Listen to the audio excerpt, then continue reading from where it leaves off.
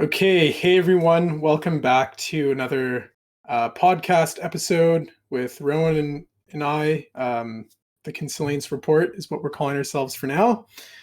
And yeah, in this episode, we are going to talk about another Consilience Project article. This one's called Taiwan's Digital Democracy. Um, so yeah, really interesting and definitely a bit more of an applied case study compared to the other ones we've done. So I think it'll be like an interesting conversation, and we'll probably talk about things and explore perspectives that we haven't really done so far. Yeah, definitely. Little less theoretical. Yeah. I don't know. Do you want to maybe kick us off and do a bit of like a top level summary of what the article was about? Um, I can try. Uh, yeah, I won't summarize the whole article, but maybe like I can just start us off with what they were talking about. Um, and it's in the title of the article, which is Taiwan's Digital Democracy. Um, and they they outline kind of like how that came about a little bit, right? And how because of outside imperatives, it's forced Taiwan to have such like this rapid innovation and create these new social structures and creating a digital democracy, which I don't think we see in too many other countries. Like I'm not sure how many countries you could apply that term digital democracy to. Um, and yeah, so like I said, with China, and just so many geopolitical pressures on Taiwan. And they with them being, I guess, relatively small, it's forced them to really try and innovate and create better systems to combat all those pressures. Um, Yeah, maybe we should like step back first and just be like, because some people might not have thought about Taiwan too much, uh, or might not be super familiar with Taiwan. Like, so for this sure, I was just article is jumping about, in. Yeah, yeah, okay, yeah. So there's this country in the world close to China, close to it's just off the east coast of China, called Taiwan, and they have a really highly functional, like digitally literate country where the government has like made use of digital technology super effectively in so many different ways. And um, basically this article kind of like outlines some examples of how the government and the public in Taiwan is effectively making use of digital technologies. And then they also kind of give a historical analysis of why is it that Taiwan is such a highly functional digital democracy? Like, what were some of the historical factors?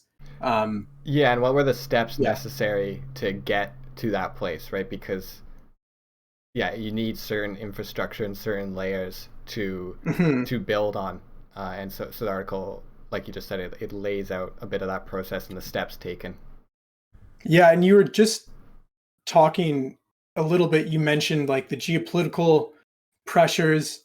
Um, so yeah, maybe you want to riff on that, but just like, what do you mean by Taiwan being in kind of like a stressful geopolitical situation? Right. Well, I don't know the history perfectly, but they, I think it's in 1949. There was a civil war in China, and the Republic Party of China, I believe, and the CCP and there's two parties, and one one party was kind of like, okay, we're not doing too well in mainland China, and they packed up like all their gold and their resources, and they went off and they went to this island, Taiwan, and they set up there, and it was supposed to just be kind of a temporary thing, and then it became long term. Um, but China claims it as part of mainland China. Um, um, the CCP. I believe I have that right. Claim it as mainland China, and most countries around the world don't recognize Taiwan as a nation state or a country. There's really limited amount of countries that do. I believe about roughly 3/4 of the people who would say that Taiwan is its own nation's like sovereign nation state. It's 3/4 of those people are in Taiwan itself, um, and so because of this situation and this contention about is Taiwan a country or not, is it part of China or not, um, that creates a lot of pressures. For example, with like economic trade. So if if a country wants to trade with China, basically they say like, okay, well you have to recognize Taiwan as part of mainland China, and so even if maybe it's not the ethical or moral thing, or you could debate that, the money kind of dictates that, and countries just are like, okay, well it's a part of China, and then also I guess like their proximity to China, like they're so close. Um, so yeah, so it's like in terms of just geopolitical pressures, it would be proximity to China, where that's military, whether it's naval or air, and then the economy with trade and yeah, having trouble finding trade partners and building up the Taiwanese economy. So I think those two are probably the main geopolitical pressures. I'm not sure if there's Yeah. another one you could think of. No, that was good. Yeah. So it's just like, this really odd situation where there's this island with 23 million people, which is a significant number of people. That's pretty close to the population of Canada. Um, and they have a government that claims that Taiwan is a sovereign, independent nation, and then there's China that's saying, no, you're actually part of China, and it's just like, yeah, just very relevant modern geopolitical tension, and it's just like I couldn't even imagine what that would feel like, because for as long as I've lived in Canada, it's like, yeah, Canada Is Canada is Canada. for sure. And I guess I would just add one of the reasons why it's so contentious and also relevant to our modern day kind of geopolitical scene is that it is viewed as a Western country in a sense, in terms of its how it functions on the society level. Obviously, it's not in the West. Um, I believe that's yeah, like true, right? Whereas compared to China, right, which is not. And so, if from what I understand, like if there was some sort of conflict and China went and tried to invade Taiwan, you would likely see support from a country like the U.S. And different Western countries. Hmm. Yeah, it's interesting. I'm kind of glad we're starting here, because it's today. It's just a really coincidental day, because today is like China's national day. I think it's some kind of like important holiday in China, and so when I googled Taiwan, there was some news articles that had popped up, and basically today, like literally today, uh, the Chinese military had flown, I think, 25 different military, super high tech military jets uh, in Taiwanese airspace, and like two of these jets were, uh, I don't know the specific details, but in the article it was saying that two of those jets are like nuclear weapons capable or something. Um, and so that was just like I was trying to uh, like just internalize that, because it's not, I don't think about modern warfare and weaponry and military events too much, but like all of that stuff is happening today. every day, and Yeah, I guess it's right just now. not something that we directly experience in like the safety of Canada. Um, but yeah, it's important because, as we'll get into, this geopolitical tension that's been happening since 1949 has been really key aspect that's kind of been a rallying force for I guess the Taiwanese society to rally together and have some collective aim, and in building trust between the citizens and the government.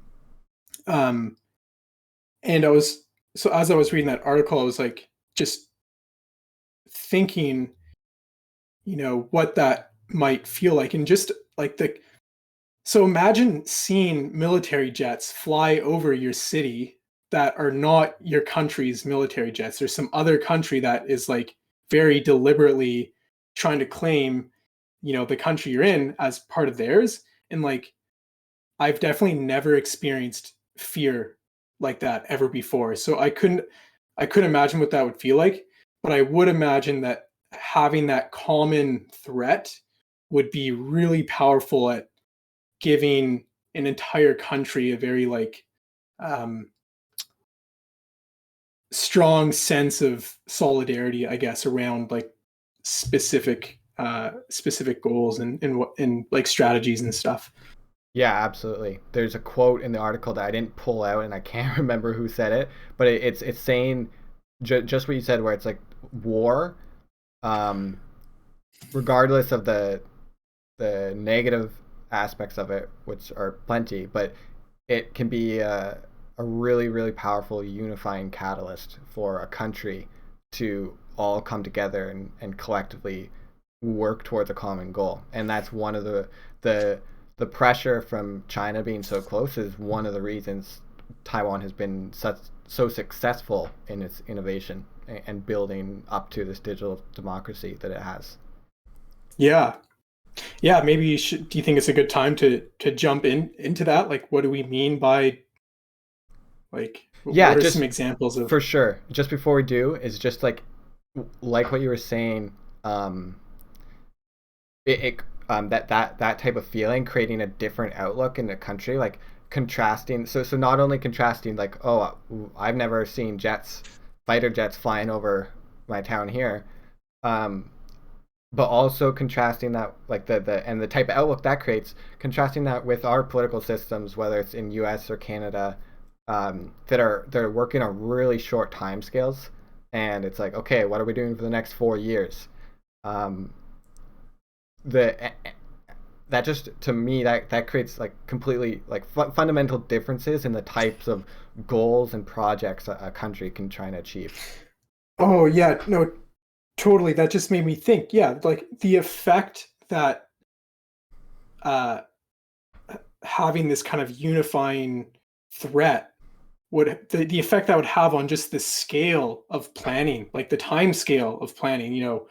Um, I guess in a country like Canada, where there's not a ton of immediate geopolitical threats, like it's super easy to just get caught up in our very short political cycles. But in Taiwan, it was like, you know, there was no light at the end of the tunnel. It's like we are going to have to deal with this threat from mainland China for the foreseeable uh, many decades to come. And so, like, yeah, the kind of thinking that would motivate in terms of like developing a nation and long-term infrastructure planning and stuff is something I can't even comprehend. Yeah, it's definitely not something we've experienced in our lifetime, that type of cohesiveness within a society, I would say. Yeah. But yeah, But so we, now let's jump into it, right? yeah, Into the more the digital democracy angle. yeah. Like, what do we mean when we say that Taiwan is a super high tech uh, digital democracy that has this sophisticated um, digital infrastructure that enhances the strength of its democracy and the effectiveness of its governance. Um, yeah, so I guess I could keep going. Yeah, yeah, I think keep going. I'll jump in. Okay. Yeah. Uh, so yeah, the article kind of starts out by saying that um, Taiwan has kind of recently gained international recognition because it has handled the COVID pandemic exceptionally well. I think in 2020 there was only 7 deaths in the entire country Yeah. of 23 million people, according to the article. So I have not fact checked that, but Yeah, it's 7 or um, 9. I think 7 is right. yeah. So you know, as many countries, like sort of modern, Western, advanced countries, were just fumbling and struggling to deal with this novel pandemic. There's a country like Taiwan that just super quickly, super effectively managed to keep it under control. And I think this took a lot of people by surprise. So it just I think Taiwan was getting a lot of media attention throughout the pandemic. Yeah. And the question that arises from that, right, is like, how did they achieve that, right? What was the environment like? What did they have in place? Like, what systems do they have in place to get those achievements, right? Obviously, part of it is they're on an island, which helps, especially with a Yeah, virus like COVID. But there's other factors that were just as important. Um, Another one, I suppose, would be the prevalence, or like the recency of the SARS virus. So, which was only 10 years ago, I think, for them, I believe. And I think that's right. Yeah. And so, like, a lot of they were prepared, and they knew, like, okay, we need to get masks, we need to up the production of masks, like, we need good they developed different software and to have like locations of people and let you know who was infected where, and the types of systems that they were able to put in place were really effective, with people already being ready to enact on them, or yeah, act on those systems, right? And yeah, act on those systems. And I lost my train of thought. that's okay. Yeah, so I can pick it up. Yeah, there's a lot of different reasons to as to why Taiwan was able to handle the pandemic super well, and the pandemic's not over. So got to be careful with the tense of verbs I use, but um, yeah, we'll unpack. Like there's a lot of reasons, and they we'll have to unpack them because there's historical reasons, cultural reasons, economic. Like there's many different reasons. Um, but I guess just like pragmatically speaking, uh, one so Taiwan responded to the pandemic um, very quickly, like a lot sooner than a lot of other countries, from what I understood from this article. Uh, and one of the reasons is because uh, Taiwan has a sort of online forum, and I guess some like just random citizen had, I think, posted something about this like spreading sickness in mainland China, and it just got a ton of upvotes, and that's what brought it to like the national government's awareness. Is like it's like if the Canadian government took a really popular post on Reddit and was like, "Oh, we should probably like, do something about that." And so I think that just speaks to the degree of integration of technology, citizens, and the national government, and like the kind of communication and the mutual trust that occurs between the state and the citizens. Yeah, Um, no, exactly. And we're going to talk about more, like exactly what those kind of systems are.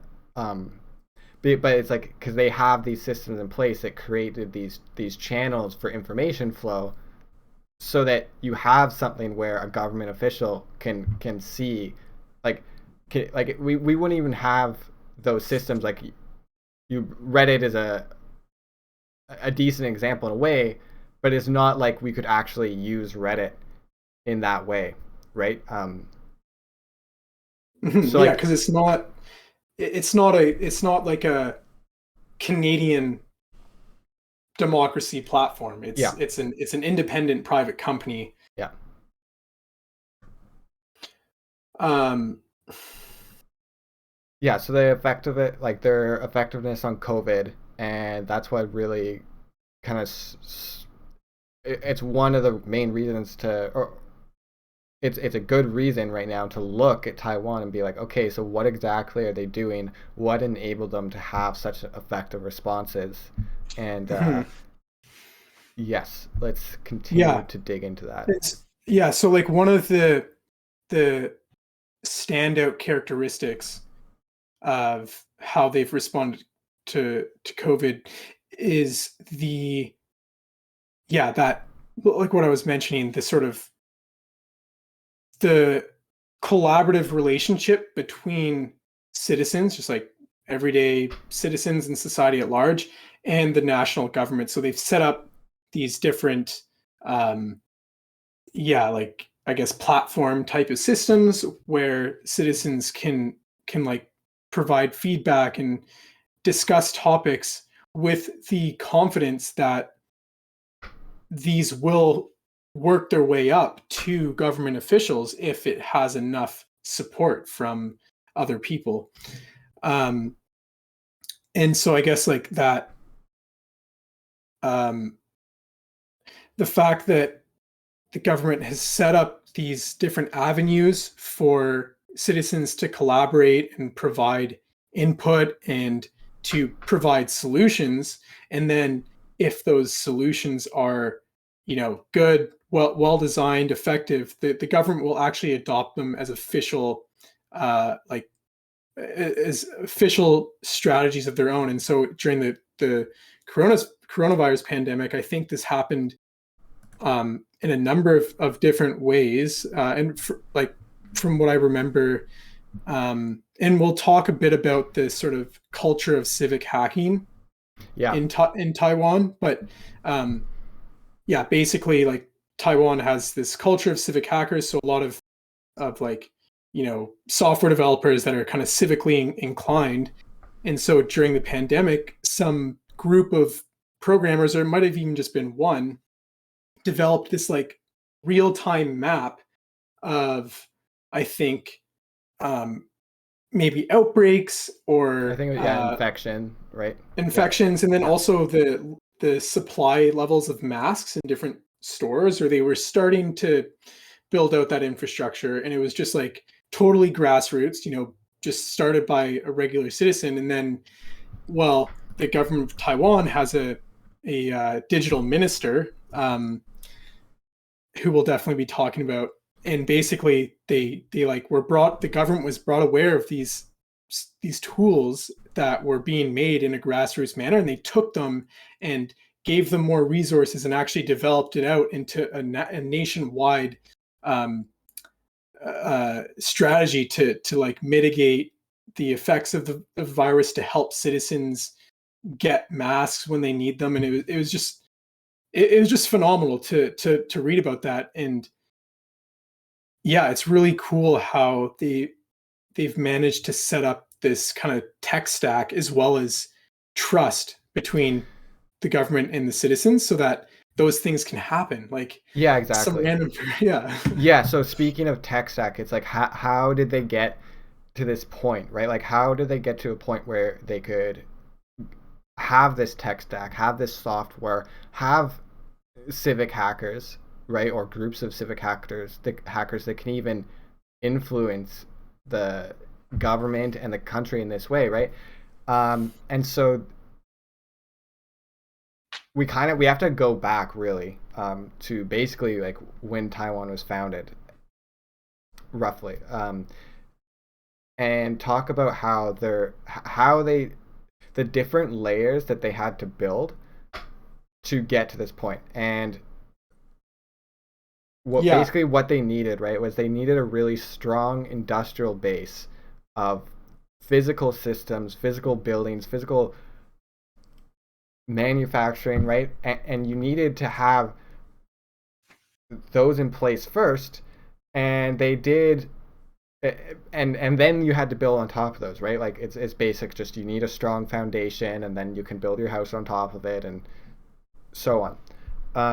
Yeah. So I just wanted to Yeah, to riff on that is basically what we're saying and what we're talking about now is um a country doesn't just kind of like randomly wind up in a position where they have this sophisticated uh technology stack and really effective systems for collaborating between the government and the citizens.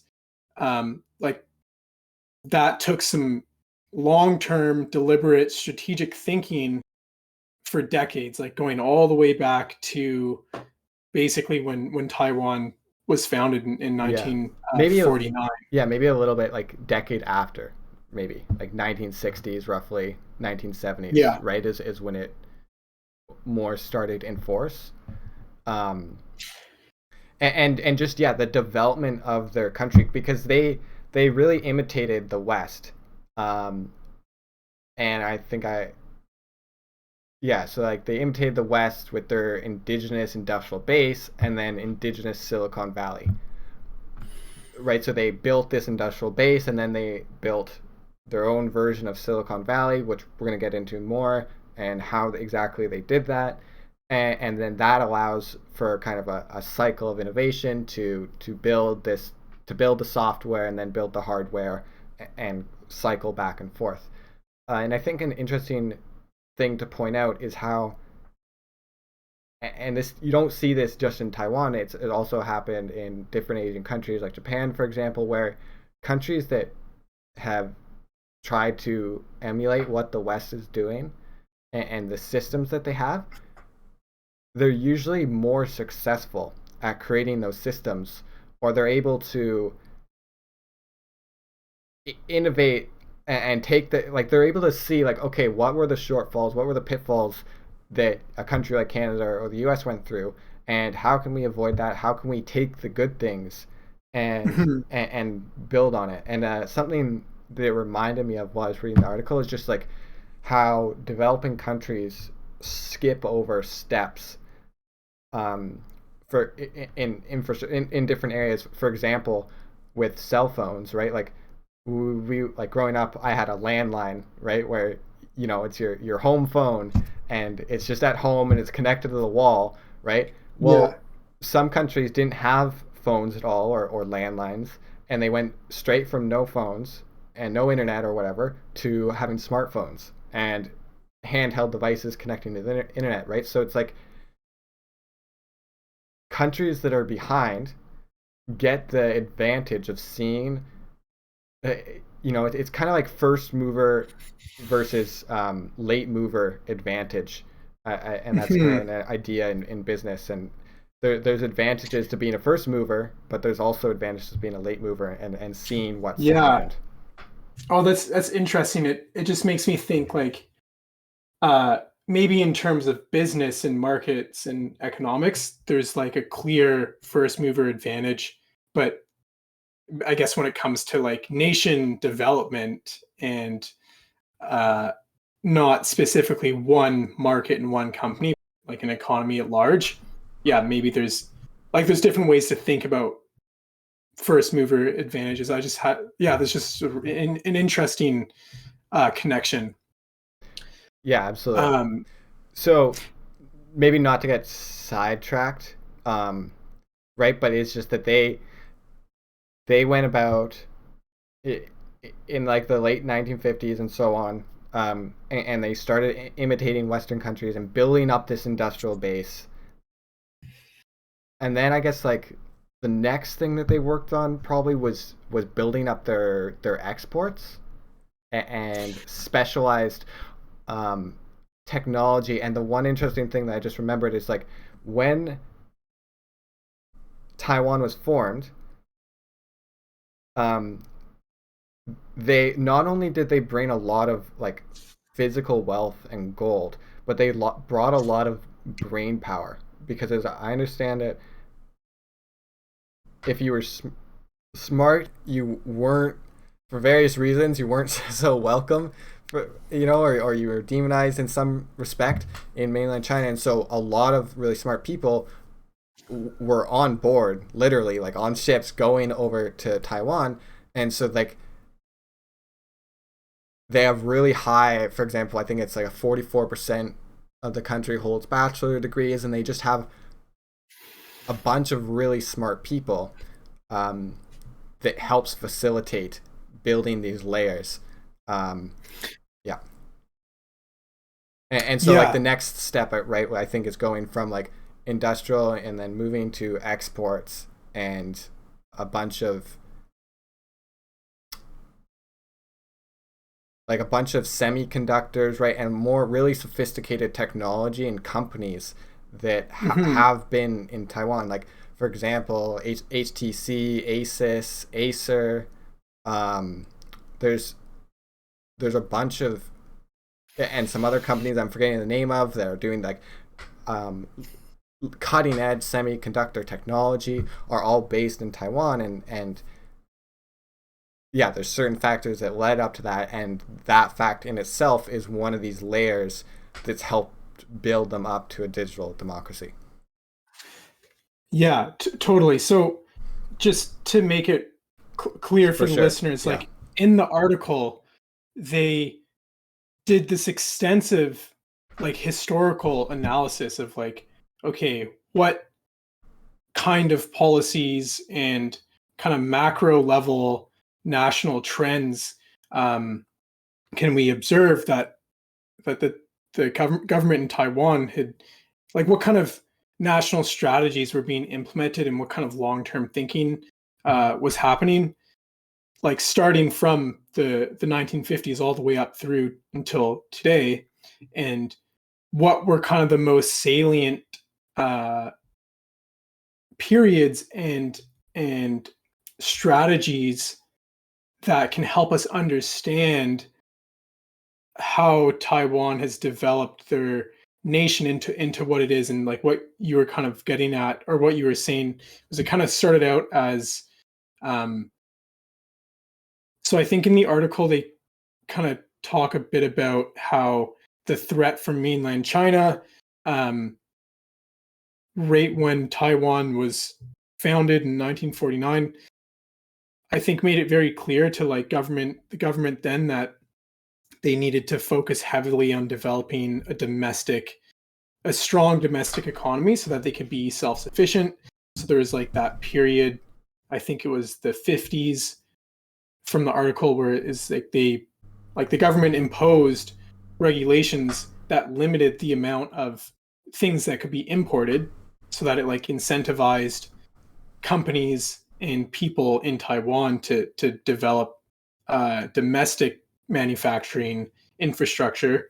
And then I guess through the 60s, once that strategy was successful, it shifted to exporting. So they had this like strong manufacturing industry, and they were able to export a lot of goods to the global market. And this, I'm talking super high level because I'm not familiar talking about like globalization and the economy and geopolitical things, but it's really fun to think about. Yeah, and so I guess that during the 60s, with all the exports happening, it just like increased the wealth, boosted GDP and the economy. Yeah, and then I guess somewhere around the 60s and 70s is when they did talk a little bit about how during the 80s, I think, when there was a major oil crisis, so they had previously focused on like uh, labor intensive industries, and then I guess during that oil crisis, it didn't make as much economic sense to like heavily focus on labor intensive, so they switched to focusing on like capital and technology intensive industries, and I guess that was like the perfect timing for getting into like microchip manufacturing, because that's kind of around the time where computers and personal computing and the internet was like kind of taking off. Um, yeah, and then what you were mentioning about how they intentionally tried to replicate the sort of models of like really successful tech innovation in the West, like specifically Silicon Valley.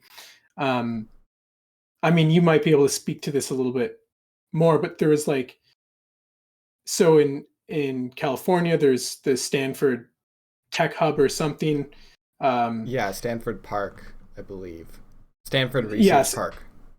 right, and it's like this sort of collaborative space between academia, the government, and industry, and how Taiwan kind of like replicated that model. I don't know if you wanted to maybe pick up off Yeah, there. definitely. And I can't remember the name of the guy in the article, but they basically said like, um, they worked with people who had gone to Stanford, and I think I can't remember if he was from Taiwan or not, but to create this strategy of yeah, trying to essentially copy like, from what I understand in like the Stanford Research Park, it's housed, you know, a bunch of major companies like Apple and Tesla, I know for sure, and Facebook, I think. Facebook, yeah, and just some of these giants. And then it's also very close to, I think, Berkeley and Stanford, and Silicon Valley is all right there. And so they talked to people who had gone to Stanford and these kind of business specialists to, strategy specialists more specifically, right? And to build up this strategy of your cat in the background, to build up this strategy of like, how can we do the same thing here in Taiwan? And they've been super successful with it. And they created, I will butcher the pronunciation, but it's yeah, Hinshu Park. Um, and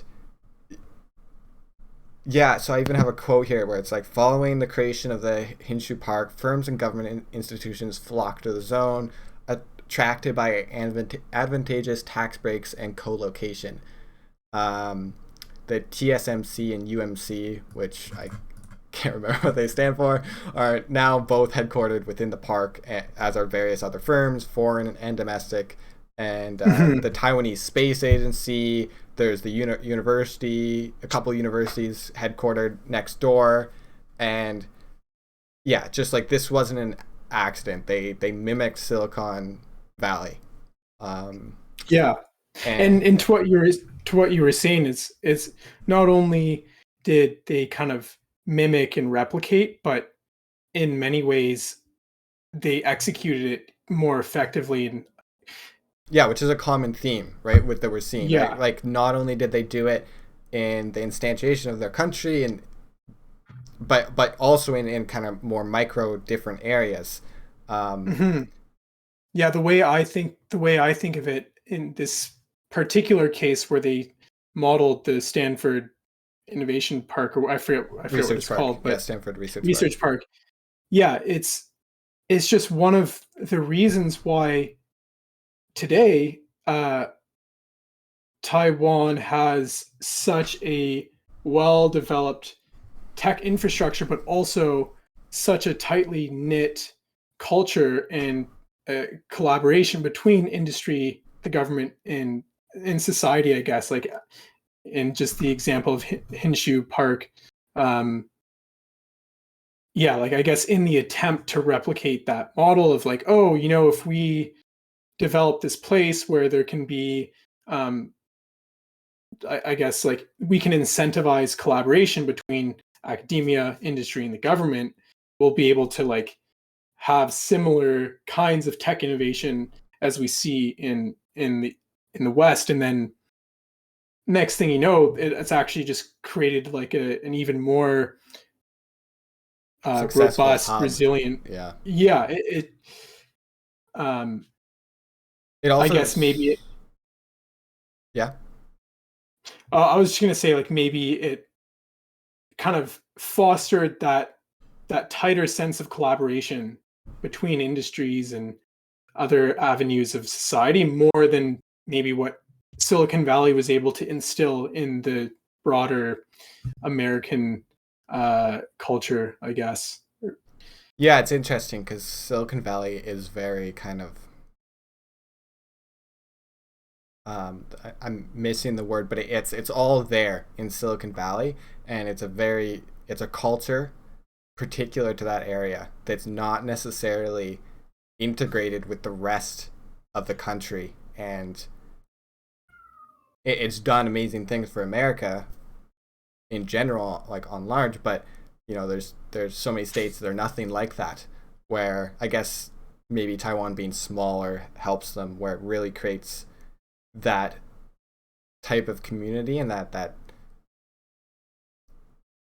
sense of atmosphere much Like just the more. culture, Yeah, basically, right? culture, Like right? it's Like it's yeah, and it's much more integrated with everyone.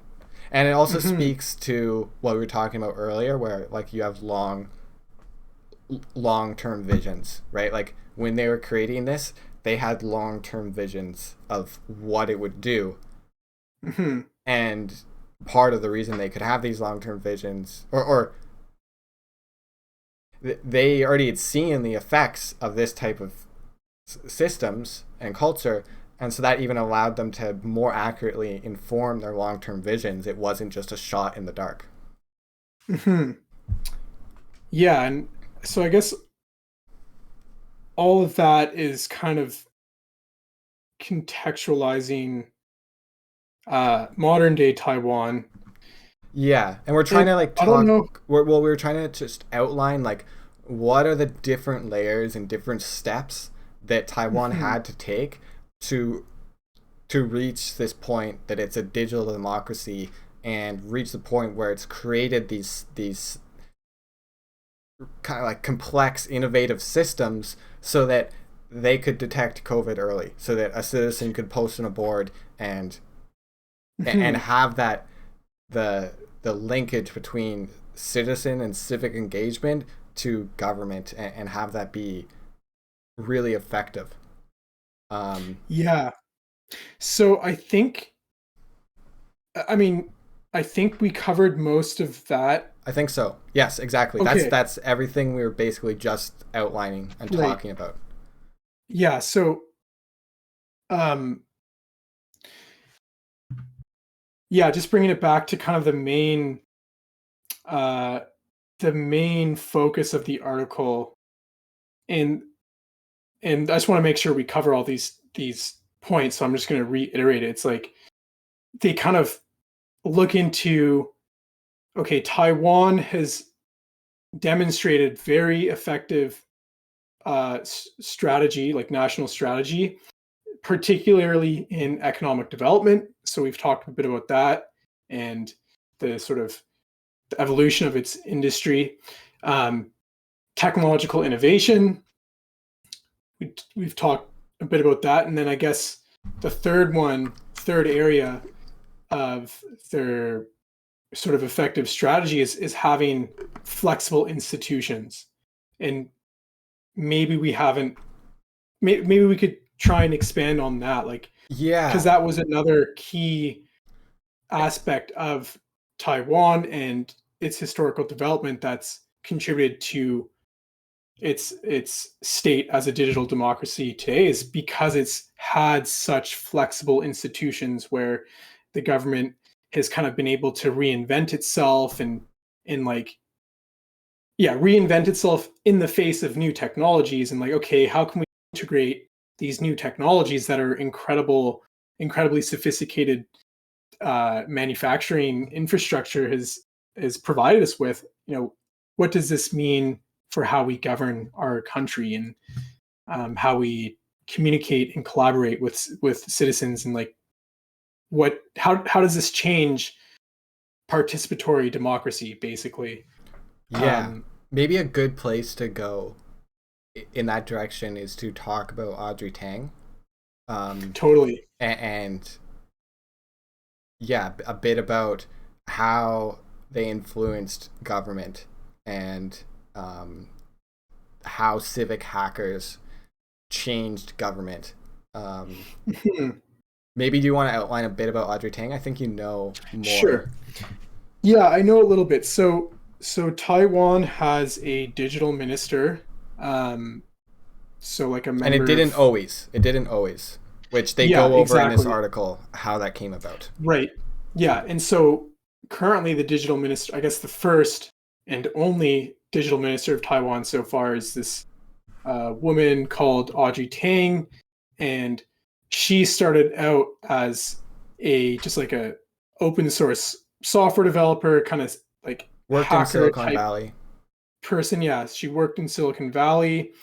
Um, and so just really experienced in the tech world and building software systems and developing open source software systems. And then I guess at some point when she was back in Taiwan, she was part of this kind of, I guess, Protest? protest Yeah. movement. Was that the one where they kind of rebuilt the? No. No, So okay, they were part of a protest where they went. Well, yeah, there is that where they rebuilt the government was I site, don't know but if Audrey before Tang was that, part of that. no, I think she was the most prominent. Yeah, there was a little bit about how she became the digital minister, and Hmm. I just want because to yeah, sure. I just want to make sure we get the.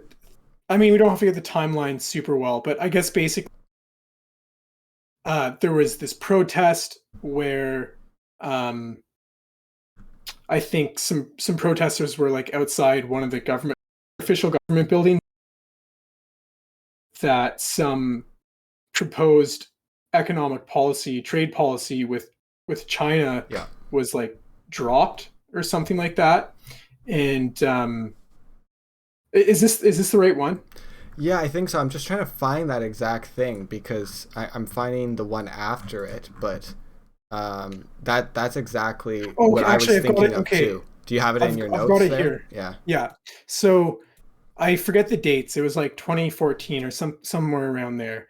And basically, Audrey Tang was an activist in what was called the Sunflower Student Movement, uh, which okay. And so what they were doing was demanding more government transparency in a proposed trade deal with China. Um, and this was just like a completely grassroots movement. And I guess they must have been making specific demands like we want you to do this, here's how you can be more transparent, I'm assuming. And Audrey Tang was part of this movement. And rather than the government kind of just like ignoring or like Trying to not taking shut this movement, down or yeah, completely shutting it down, as they actually like took these grassroots movements seriously. um I guess in the spirit of like that institutional flexibility, and integrated them into their official government structure. So at first, um Audrey Tang was hired as a consultant, but then eventually was just like actually appointed as the first digital minister. So I guess here's an example of the government being open to kind of changing itself and reinventing itself. So it's like, okay, here's this grassroots movement. These protesters or this group is putting together some solid proposals. They have some really good ideas. How can we integrate this into how our governance is structured? Okay, why don't we just like make a new minister position? Because I'm assuming a lot of the demands were probably technological. I would imagine. yeah, and she actually and I think like within that position and that kind of department, they say there was like a non-hierarchical group of like 15 different people working together. Oh, Um, interesting. Yeah, I don't I can't know find I if I can't remember it in the remember. article, but that was just part of it, Yeah. right? Like which is just the non-hierarchical component is interesting to me. Hmm. Um, Wait, are you talking about the activist movement, or once they integrated it into the once they government? integrated it, yeah, Oh, okay. So there was just this like flat structure of, yeah, they didn't really talk too much about it, so yeah. um, yeah. Yeah, so that's, one example of institutional, like really impressive institutional flexibility, and is kind of hinting at the civic hacker culture that we were talking about. Yeah, and we can And then talk about there's, the success of that um, with Audrey Tang and how they redid the government website. yeah, I can't remember. Was that before? Anyway, I'm not sure if it was before or after Audrey It Tang was. says the government program had its origin, or so like the most prominent civic hackers in Taiwan are organized around the Gov program, headed by Taiwanese digital minister Audrey Tang. The government Okay, program has its right. origins in 2012, um, when a bunch of civic hackers and technologists were dissatisfied with the government and the websites and the digital systems they had in place, and they didn't see the government fixing it, so they basically just went out and fixed it themselves. And it ended up creating like a one-stop shop, one website where you can do anything. You can have any sort of interaction with the government you can do on this website, which to me, Mhm. as someone who's gone and interacted with the Canadian official websites and seen, like, I think that is so cool how it's just like one integrated site for any purpose, any need that you would have, whether it's you're applying to military, you're starting a new business, any forum you would want. And then also, which was super interesting, like, and I think I have it somewhere in my notes if I can find it, but just like, yeah, data importance. Like, because they also give you access to any data the government has on you as long as you verify yourself in some way. Like, you can go and get access to any of that data that the government has on you, which is amazing. Like that would be it's so hard to have data, get data, like personally, like just I'm trying to get some health records or whatever, right? And it's just such a process. Mhm. And so to have that all streamlined in one site, and to have that come out of the fact that they have this digital minister, and the integration of grassroots movement into government is incredible, really. Yeah, there's a few fun thoughts come to mind, so I'll try and get them out before they escape me. But so yeah, I guess just like the the lesson here, or the story here, is that it's just another example of how a grassroots movement was integrated into official government structure. So this grassroots movement was, there was a group of hackers, software developers that had some free time, and they were fed up with how frustrating the government website was, and just kind of like rebuilt it. And then, because Taiwan has a digital minister, someone who's specifically focused on, the intersection of digital technology and democracy, I would imagine, and governance, like saw this and was like, wow, this is way better than our website. Let's take what they've built and like extend that functionality. It's so there's like, here's an example of when someone who is an incredibly talented, experienced technologist with extensive experience developing, large scale software systems, in an official government role as a digital minister. And it's like, these are the kinds of things that could be possible, um, and are possible because they are happening in parts of the world. And then to what you were saying about how nice it would be if, our, like the Canadian website and just that the digital interaction with the Canadian government were kind of on the same level as Taiwan. I think it just kind of, in me at least, it's made me realize that, um, we don't have a lot of experience, like people in the West, Canadians, Americans.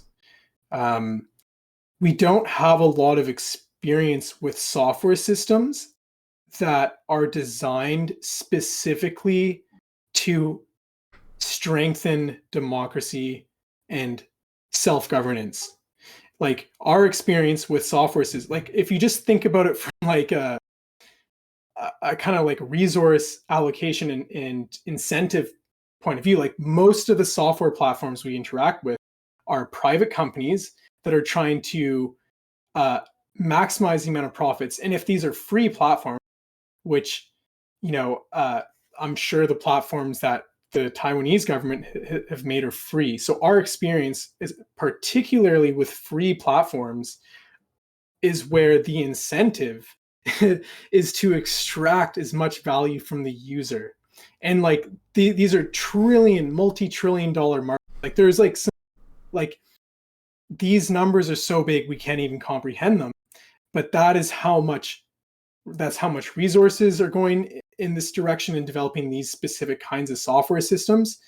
And here in Taiwan, it's just an example of, you know, this is what it could look like if that kind of effort was directed towards developing software platforms that were intentionally and solely developed for the purpose of enhancing democracy and civic participation. Like it's not impossible. The kinds of software systems are probably like very simple compared to some of these other like compared For to other sure. platforms. Yeah. So But you touched anyway, on that's it just there when so it's not impossible in a theoretical sense, but the reason that it's so difficult, and you touched on it, is that the incentives behind it and the incentive structures are primarily economic, and the best coders, the best technologists work for private companies to build private apps or private software or private systems, or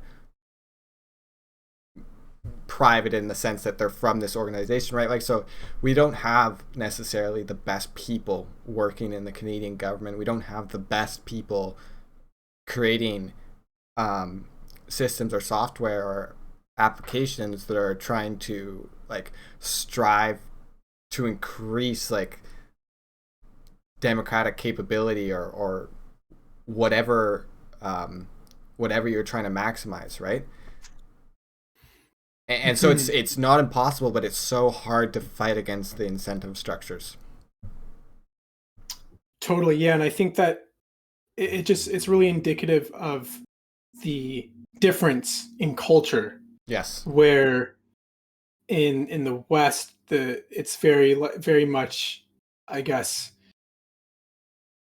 you know, private business, private tech innovation. Like we don't want the government imposing regulations and holding back innovation and disruptive technologies. And I guess in Taiwan, it's just a completely different vibe, just a different approach to the relationship between technology and the government. And yeah, so I guess that it's like, you know, there's economic incentives, but also just cultural factors Yeah. as to why we don't see this level of civic hacker type of initiatives.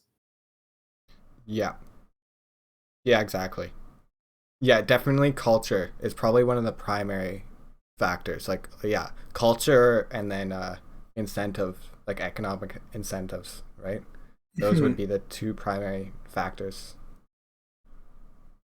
Um, so yeah, I think we kind of touched there on the flexibility of the government institutions and taking in grassroots movements, and how they created the first digital minister, and that it is kind of coming back full circle to the start of our conversation, where we're talking about like the systems, like this is really one of the last layers for that enabled the creation of these systems that increase the amount of civic engagement capability in Taiwan.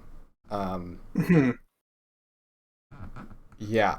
One, maybe do you have anything more to say on that? And if not, there's maybe something we can say about with this increased online capability is just they open themselves up to an extreme amount of cyber attacks, right? And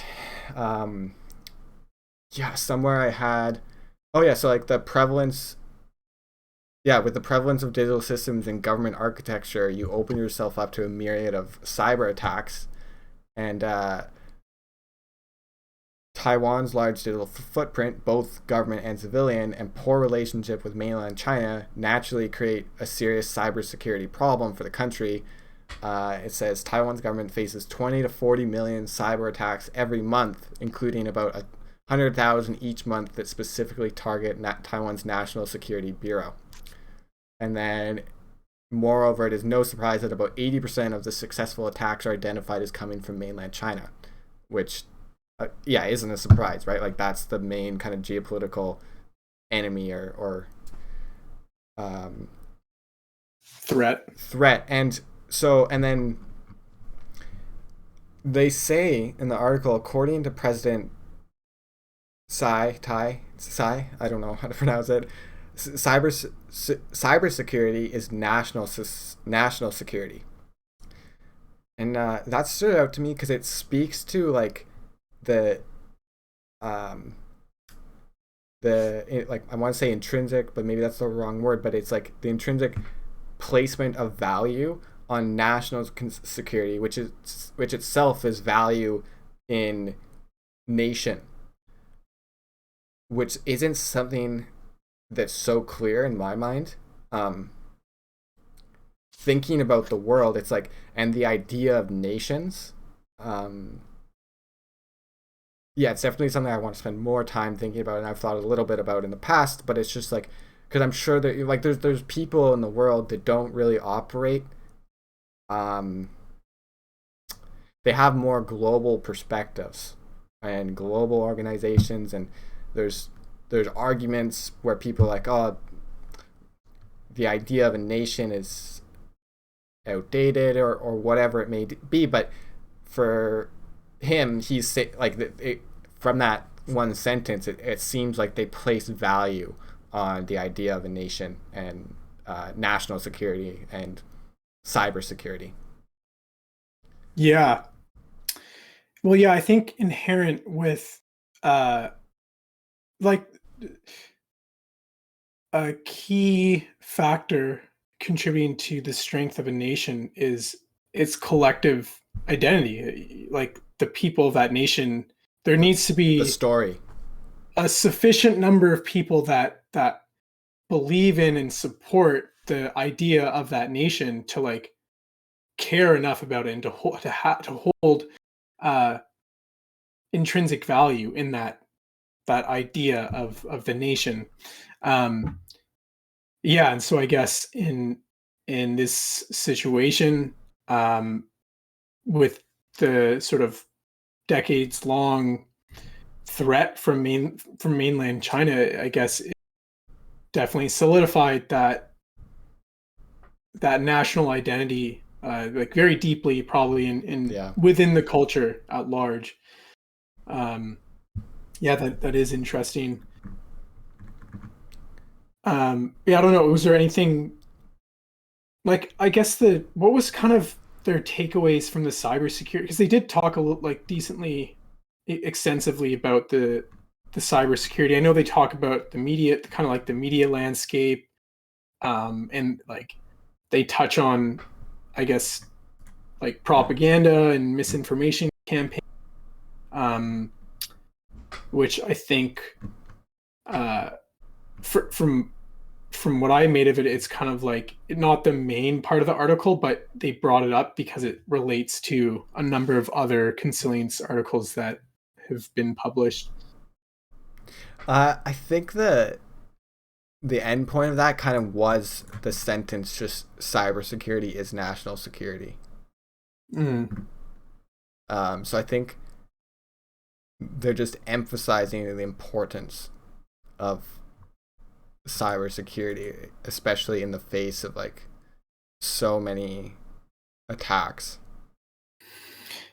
Yeah, there is like, yeah, I don't know if I'm gonna be able to find it, but I think in the article they were mentioning how they actually the government set up like a task force or some kind of They did. Yep. branch of government, and it was like the first of its kind in the world or something, where it was like specifically focused on um, the cyber warfare that was happening between China and Taiwan. Yep. Yeah, I'm not sure about first of its kind, but they did create that branch specifically to combat, yeah, the increased amount of cyber warfare. Um, we honestly we've touched on most of the article. I believe it wasn't Yeah, even necessarily that long of an article. no, Um, yeah. So I mean, I think there was just a few kind of a few things that I wanted to mention, like maybe just saying a few more things about Audrey Tang and some examples of um, just more real world examples of systems that Taiwan has developed to like civic enhance engagement. participatory. Yeah, Yeah. exactly.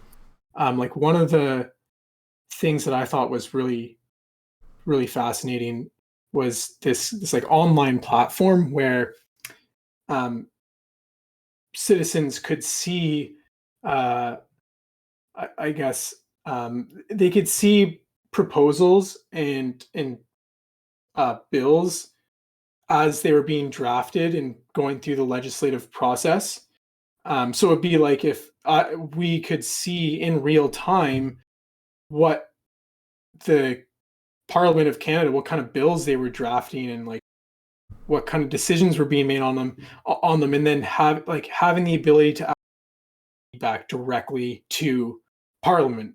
Um, and then they also, I think they were mentioning how it also gives citizens the ability to email these government officials directly. So it's just like, yeah, it's incredible how direct of a relationship there is between just like society at large, generic citizens, and like policymakers, lawmakers, members of the government.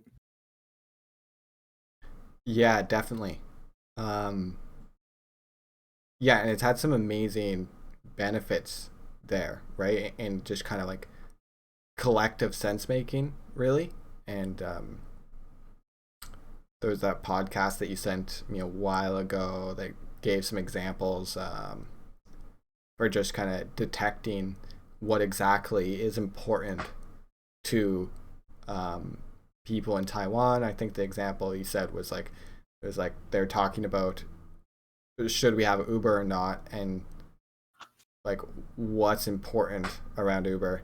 And through different polling and methods of feedback, it was like, okay, people don't care what color cars are, if there's yellow taxis or not, but they do care that you have a good price and that you can, and then it's cheap to have travel, right? And transportation. So yeah, there's just a bunch of systems. And another thing that was really cool out of that podcast was the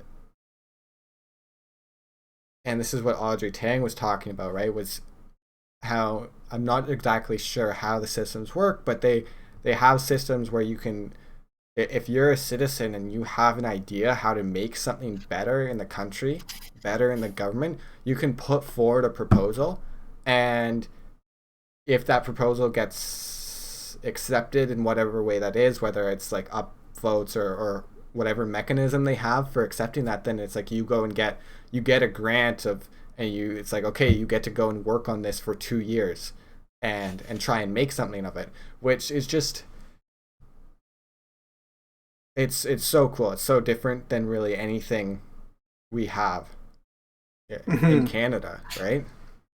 Yeah, yeah. So aware, like we've been aware of Taiwan and Audrey Tang before we read this article, and so yeah, we've talked about it before. Specifically, that podcast. Which I think maybe it we was can on. find and link it in the it maybe. Yeah, well, no, I Yeah. know I know which one it is. It's the Your Undivided Attention, um, with Tristan Harris and the Center for Humane Technology, and they talk with Audrey Tang, and yeah, it's just I might have to listen to it again because I was really, really impressed, really just blown away at just listening to Audrey Tang, being like, "What? This is a government minister of a country," and yeah, lots of really valuable insight um, out of that podcast, and Opens up different perspectives. yeah, totally.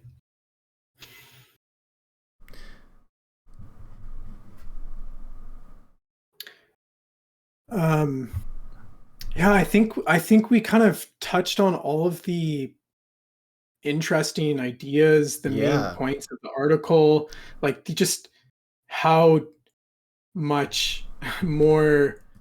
Yeah, I really don't think there's anything we missed, honestly. I think we really went over it quite thoroughly. Yeah, Um, and totally. expanded on some of the ideas there, and um, I maybe think, like there's the instability of Taiwan, which they oh, talk about at the very, very end mhm. of the article. Yeah, they kind of do a bit of an outlook of like what is Taiwan's future like, and their analysis is that it's It's very very, uncertain. yeah, Like, yeah. But given that like just because it's uncertain, that doesn't mean that we can't take lessons from Taiwan and use it as a case study, really, essentially, to try and create some of these other systems. mhm. Um,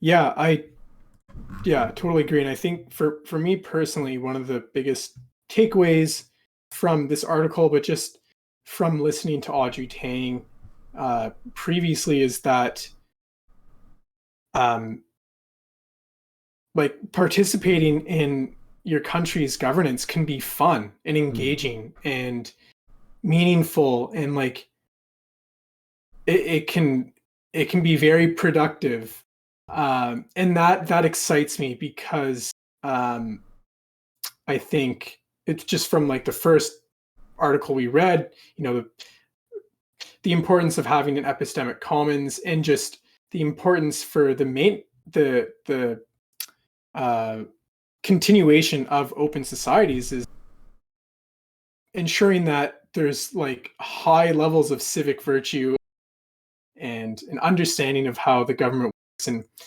I just think that Taiwan's such a clear example of how countries that care about democracy and open societies can make use of available technologies to just like um, really enhance that process, and make it more engaging. Um, yeah, because I mean, I absolutely agree. yeah, Yeah, like with the disclaimer that it's an island and they have a relatively small population. Like I think Taiwan, and I wrote this down actually after like I think it can be seen not as a perfect system to emulate, but definitely as a great case study that can allow us to see possible avenues towards more open, decentralized, sovereign political and governmental systems, facilitating a healthy public sphere and epistemic commons. was that you wrote that, or was that Yeah, a quote from the no, I article? wrote that. I wrote Oh, that. that's beautiful. No, that's right on point. Um, yeah, totally. I mean, there's it's not a perfect model because different cultures, different geographies, but certainly some valuable insights. And for anyone that's still listening, that's interested in the intersection of technology and democracy and governance, definitely look into Audrey Tang in Taiwan, and there's tons of great podcasts and articles out there to get even deeper into some of the topics we talked about. Yeah, absolutely. All right, Wes, let's end it up. Let's end it here. I think this was a Yeah. great talk. Actually, I really enjoyed this one. It was nice to Mhm. step it back a little bit from more of a theoretical side and look at some of the concepts that we talked about applied Yeah, and more to just the real world. talking about things that are not as much within my comfort zone. Mm-hmm. So that was really nice yeah, just kind of explore different ways of thinking about the world and countries and economies and stuff like that. So yeah, that's great. Yeah, Really appreciate the time and appreciate people that are listening to these conversations. definitely. Look forward to the next one. Yeah. All right. Catch you all in the next one. Bye.